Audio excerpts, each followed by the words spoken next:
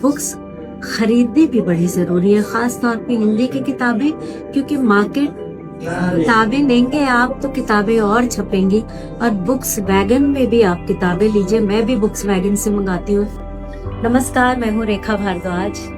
आज बहुत खास दिन है क्योंकि ये किताब हिंदुस्तानी शास्त्रीय संगीत का शब्दकोश, जो मेरे गुरुजी पंडित अमरनाथ जी ने ओरिजिनली इंग्लिश में लिखा था, idioms of Indian classical music, इसका ओरिजिनल जो फर्स्ट प्रिंट आया था वो 1990 में आया था, 1990 या 91 में।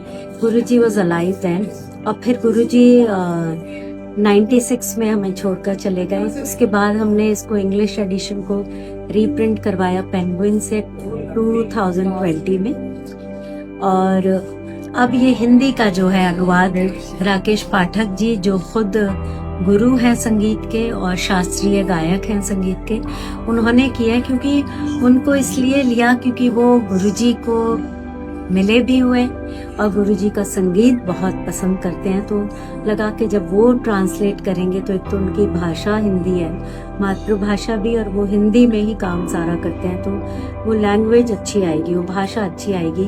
और इस डिक्शनरी का जो सबसे बड़ा मकसद रहा कि हिंदी में आए, ज़्यादा से ज़्यादा प्रोत्साहित करूंगी कि यंग लोग जो हैं, जवान जो हैं, और जो उभरते कलाकार हैं, जो पढ़ाई कर रहे हैं, उनको ज़रूर ये किताब पढ़नी चाहिए। क्योंकि इसमें ऐसी ऐसी टर्मिनोलॉजी है जो रेगुलर नहीं है, जैसे कि चिनकदारी है, या एक है ललित की खैरात बट रही है। तो ये बातों के क्या मायने थे, क्यों ऐसा कहते थे, जैसे हमारे गुरुजी बताते थे कि संगमरमर का पत्थर पिघल गया, ऐसा गाया तानसेन ने। तो ये एक कहने की बात थी, इसका मतलब ये था असल में कि बहुत बार होता है कि कितने लोग उस फीलिंग से आते हैं कि हम इस भाव के संग आते हैं कि इस आर्टिस्ट को हम बिल्कुल सराहेंगे नहीं, लेकिन वो कलाकार ने ऐसा गाया, तानसेन ने ऐसा गाया कि जो इस भाव के साथ आए थे वो भी पिघल गए। तो बात ये थी कि पत्थर पिघल गया, लेकिन फिल्मों में दिखा दिया कि संगमरमर एक्चुअली पिघल रहा है। तो इस तरह की जो बातें हैं, इसमें इतनी खूबसूरत बातें हैं, तो इसीलिए इसका नाम शब्दकोश है। इसका नाम कुछ और नहीं है कि हिंदी शास्त्रीय संगीत का, हिंदुस्तानी शास्त्रीय संगीत का ये शब्दकोश है। और ये शब्दकोश पढ़िए, और साथ में मैं ये कहूँगी कि किताबों से अच्छा मित्र नहीं है।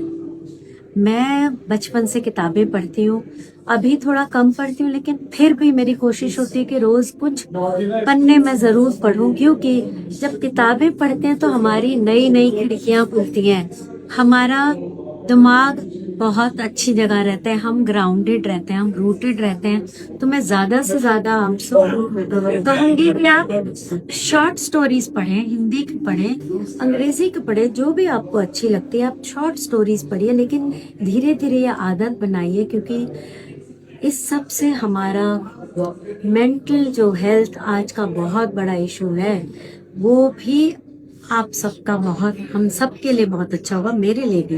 क्योंकि हम सब कब इस मोबाइल फोन और सोशल मीडिया, डिजिटल, उसमें इतना चले जाते हैं। म्यूजिक तो हमको डिजिटली रिलीज करना ही है, क्योंकि सीडीज नहीं बनती तो पेन ड्राइव पे आ गए हैं, हार्ड डिस्क में कोई नहीं लेगा, इतनी कैपेसिटी होती है।